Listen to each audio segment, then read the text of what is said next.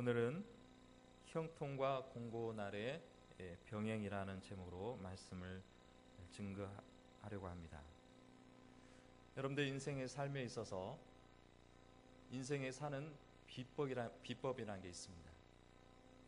자, 비법은 무엇입니까? 이렇게 살면 무난하게 살아갈 수 있는 것이 바로 이 비법이라는 것입니다. 그것은 오늘 제목에 이미 답이 들어 있습니다. 우리 인생은 형통의 삶도 있지만은 공고의 삶도 병행해서 있다라고 하나님께서 말씀하고 있는 것입니다. 전도서는 솔로몬의 인생 경험을 통해서 우리에게 들려주시는 하나님의 말씀인 것입니다. 한평생을 살다 보면은 형통한 일, 즉 좋은 일도 있을 뿐만 아니라 공고한 일, 즉 안 좋은 일들도 많이 있다는 것입니다. 건강할 때가 있으면 병들 때가 있고, 고통받을 때가 있으면은 또한 또 기쁜 날이 있게 되는 것입니다. 또 성공할 때가 있고, 또 좋은 일이 생겼을 때뿐만 아니라 또 실패하고 또 쓴잔을 맛보는 그런 고통을 안을 때가 있다라는 것입니다. 이런 시련이 하필이면 왜 나에게 임하게 될까? 나는 악하게 살지도 않았고 나름대로 성실하고 또 정직하게 살아노라고 했는데 이런 아픔이 왜 나한테 와 있을까? 하며 푸념하고 괴로워하기도 한다는 것입니다. 그리고 평탄하게 살아가기를 원하고 좋은 일만 생겼으면 하고 또 안 좋은 일이 일어나지 않았으면 하는 것은 저와 여러분들은 다 같은 공통적인 생각일 것입니다. 그래서 신년이 되면은 불신자들은 막연하게 복을 빌면서 운세를 치기도 합니다. 그리고 정월 대보름이 되면은 보름을 먹으면서 예군을 깬다라는 의미로 그러한 절기를 지키고 있는 것입니다.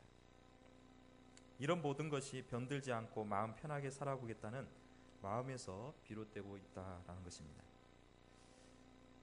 그렇다면 반면에 신앙생활하는 우리들이 성도들이 이런 의문을 가질 수가 있습니다.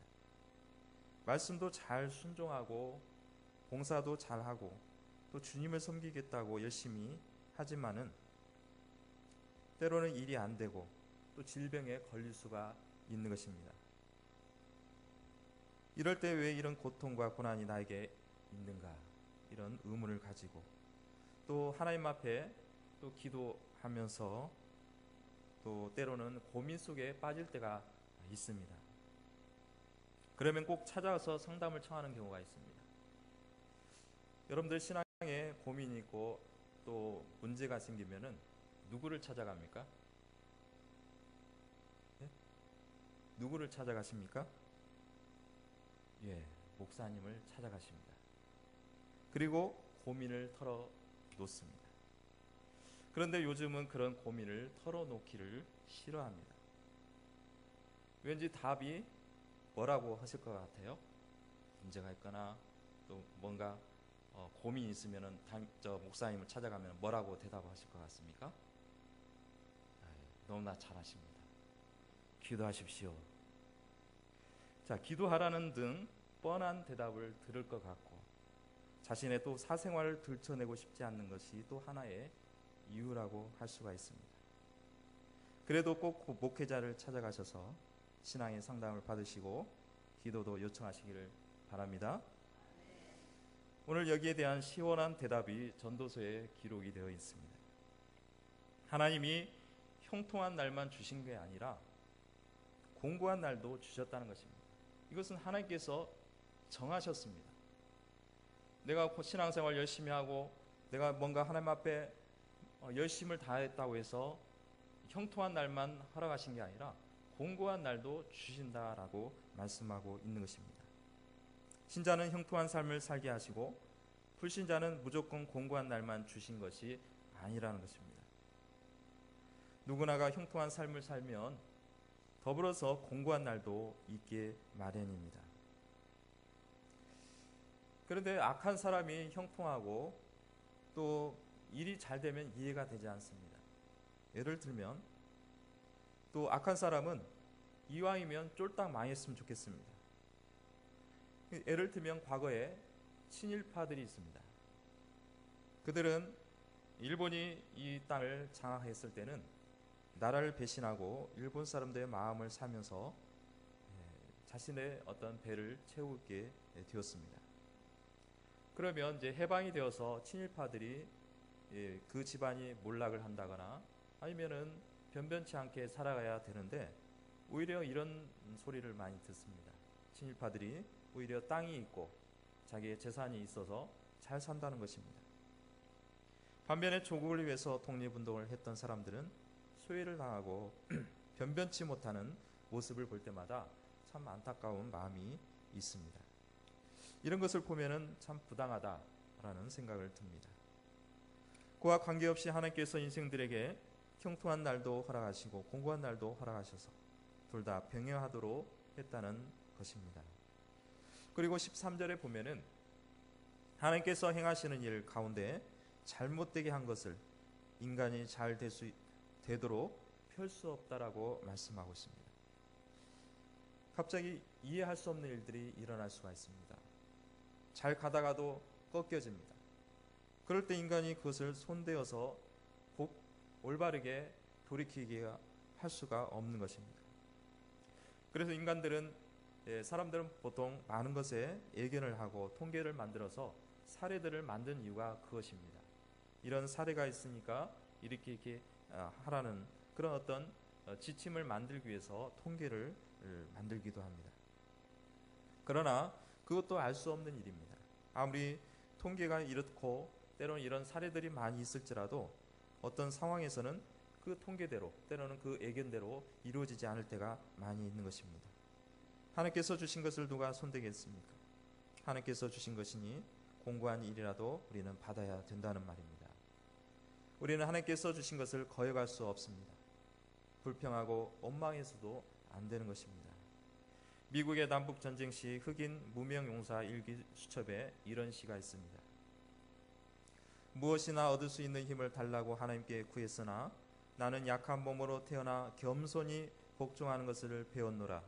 큰 일을 하기 위해 건강을 구했으나 도리어 몸에 병을 얻어 좋은 일을 할 수 있게 되었고 부를 얻어 행복하기를 간구했으나 나는 가난한 자가 됨으로 오히려 지혜를 배웠노라. 한번 세도를 부려 만인의 찬사를 얻기를 원했으나 세력 없는 자가 되어 하나님을 의지하게 되었고 삶을 즐기기 위해 온갖 좋은 것을 다 바랐건만 하나님은 내게 영생을 주사 온갖 것을 다 즐길 수 있게 되었고 내가 바라고 원하는 것은 하나도 받지 못하였으되 은연중 나의 바라는 것을 모두 얻었노니 나는 부족하되 내가 간구치 않던 것까지 다 응답됐노라. 나는 만인 중에서 서서 가장 풍성한 축복을 입었노라. 아멘. 뭐든지 내 뜻대로 되는 것이 아니라 하나님의 뜻대로 된다는 내용입니다. 때로는 내 생각이 안 이루어졌는데 오히려 그것이 유익하였다는 신앙 고백인 줄로 믿습니다. 그리고 장래일을 능히 헤아리지 못하게 하셨다는 것입니다. 우리가 장래를 알기 위해서 점쟁이들을 찾아가는 사람들을 볼 수 있습니다. 장래를 점친다는 것은 얼마나 어리석은 일인지 우리가 잘 알고 있는 것입니다. 귀신을 들려서 점을 쳐서 마치 미래를 예견해서 말한 것 같지만은 과거를 조금 맞췄다고 해서 미래를 알 수가 없다는 것입니다. 어떤 TV 프로에 전문가들을 불러서 여러 가지 어떤 예능 프로로 진행을 하면서 거기에 천억간이 나왔는데 이 천억간조차도 점쟁이에 대해서 불신을 합니다. 일부러 여러 점집을 찾아갔다는 것입니다.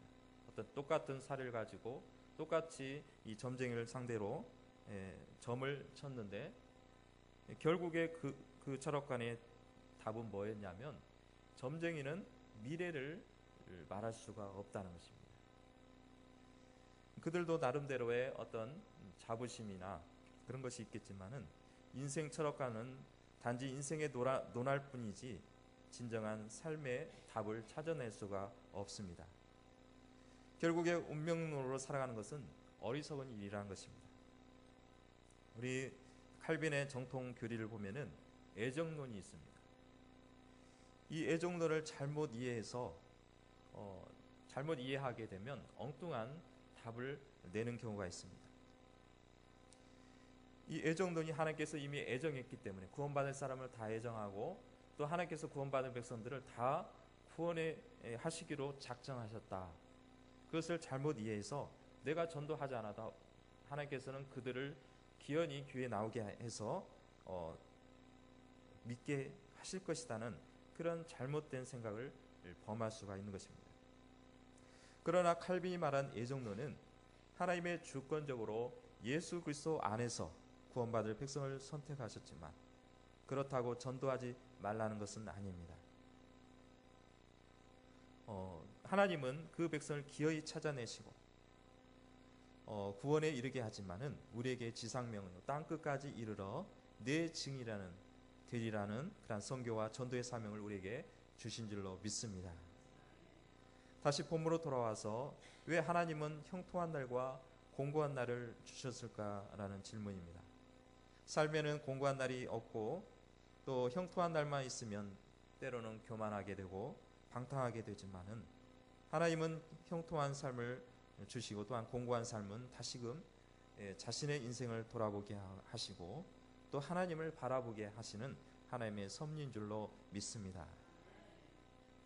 전도서의 저자인 솔로몬은 인간적으로 생각하면 솔로몬 인생이 형통한 날만 있다라고 생각할 수 있습니다. 다윗의 아들로서 태어나 다윗의 그 아버지의 그 신앙을 본받았고 또 그 다윗의 그 왕성한 통일 국가 시대의 번영기를 또한 그대로 솔로몬이 이어받게 되었고 특별히 하나님께서는 솔로몬에게 지혜와 부귀를 더하여 주셨음을 성경을 통해서 볼 수가 있습니다. 그러한 인생의 부귀영화를 누렸던 솔로몬에게도 고난이 있었고 아픔이 있었던 것입니다. 역대하 1장 12절에 보면 내게 지혜와 지식을 주고 부와 재물과 존영을 주리니 전에 왕들이 이 같음이 없었고 너희 후에도 이 같음이 없으리라 라는 이 말씀을 통해서 하나님께서 부와 재물을 주셨지만은 인생 후반에 솔로몬은 또한 인생 무상을 느끼게 된 것입니다. 그리고 이 솔로몬이 깨달은 것은 인생은 형통한 날만 있는 것이 아니라 공고한 날도 있다라고 오늘 말씀을 통해서 우리에게 들려주고 있는 것입니다. 이 세상에 사는 사람들은 형통한 삶과 공고한 삶을 병행한다는 것입니다.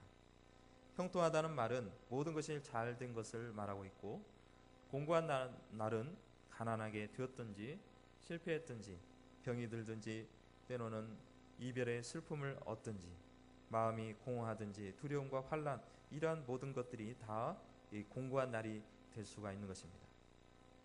특별히 남자들에게는 이 직장을 잃어버린다, 사업이 침체가 된다는 것은 절망적일 수가 있습니다. 이럴 때 성경 말씀은 오늘 말씀에 생각하라라는 것입니다.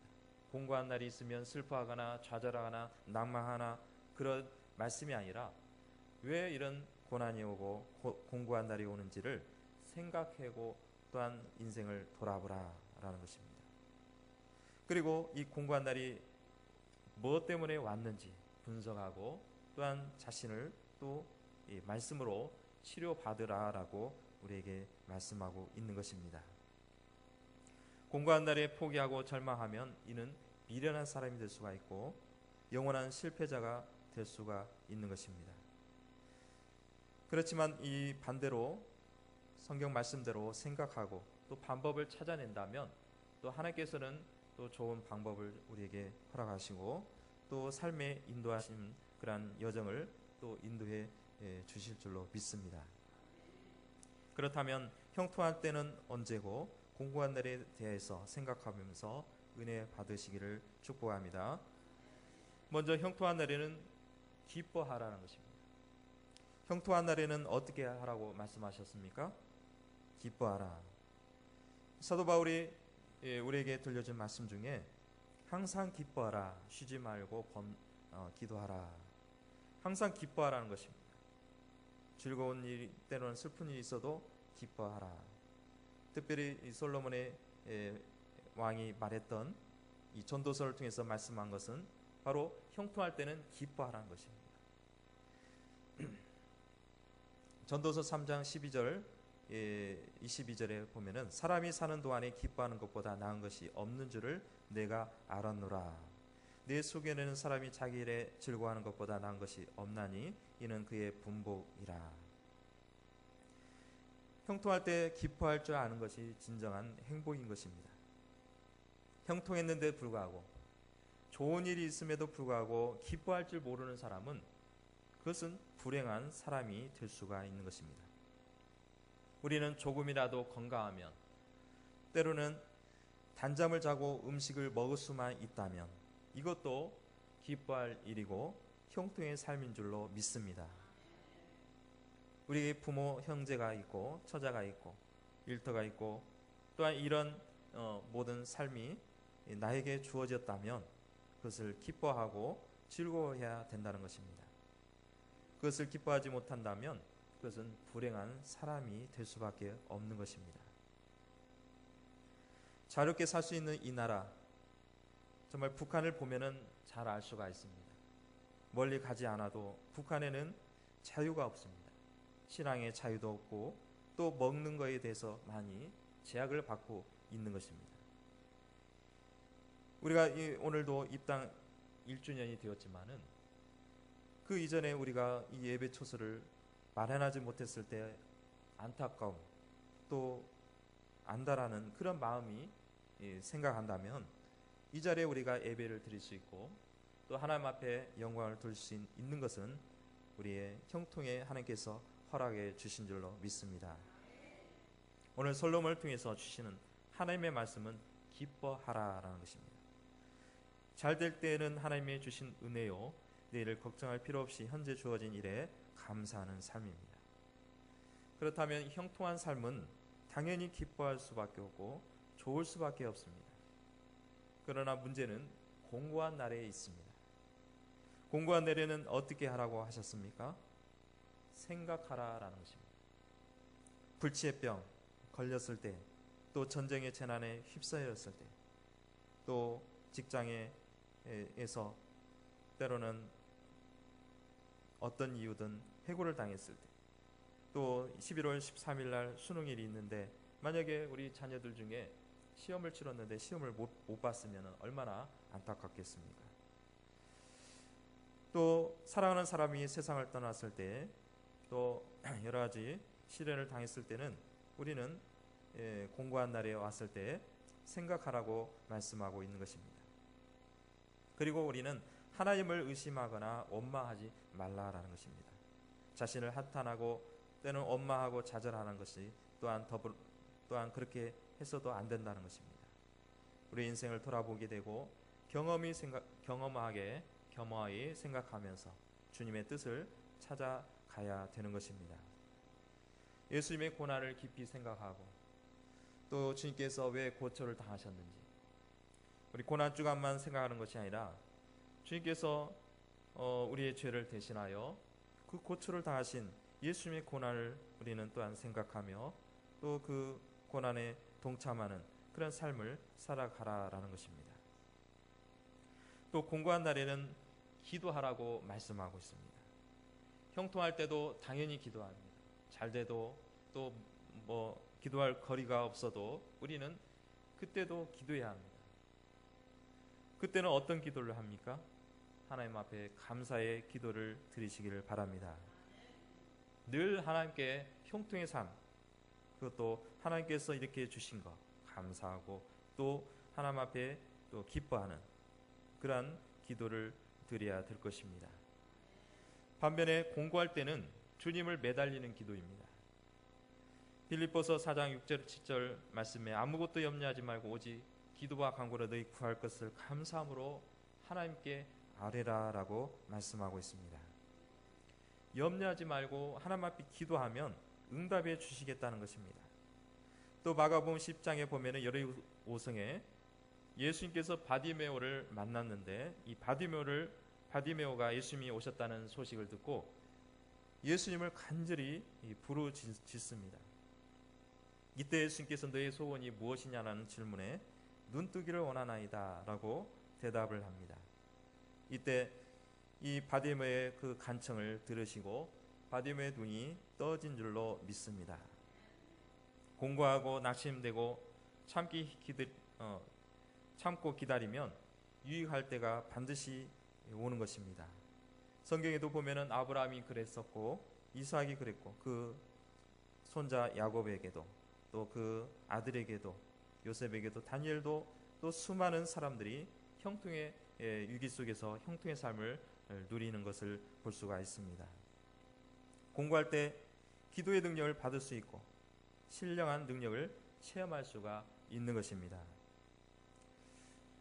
요즘 여러분들의 어려운 시기에 기도함으로써 지금까지 또 지켜주신 줄로 믿습니다.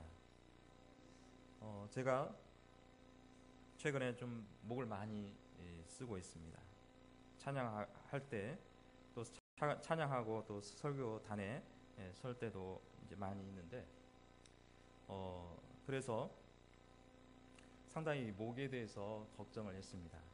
그래서 최근에 또 혀에 혓바늘이 돋아가지고 이비인후과에 가서 진찰을 받았습니다.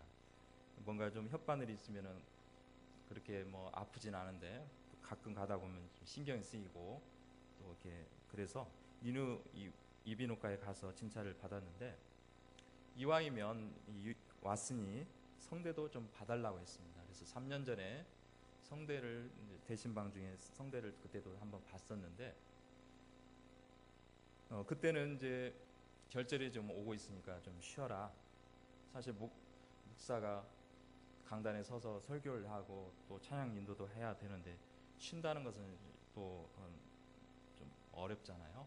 그래서 그때는 그렇게 좀 조심을 했지만은 그래서 3년이 지난 오늘 또 목 내시경을 봤는데 이 의사 선생님이 이 혀를 잡고는 밑을 탁 내리니까 이빨에 눌려가지고 상당히 아프더라고요. 그래서 눈에는 막 눈물이 쏙쏙 나오고 혀에 막 침이 막 질질 흘리고 막 그런 상황에서 아프다고 좀 혀가 눌린다고 그래도 소용없습니다. 그냥 팍 눌러가지고 속에 이제 내시경을 보았는데 처음에는 이제 안에 뭐 백태가 있네, 멋이 있네, 백태가 있다 막 이렇게 좀 얘기를 하더라고요.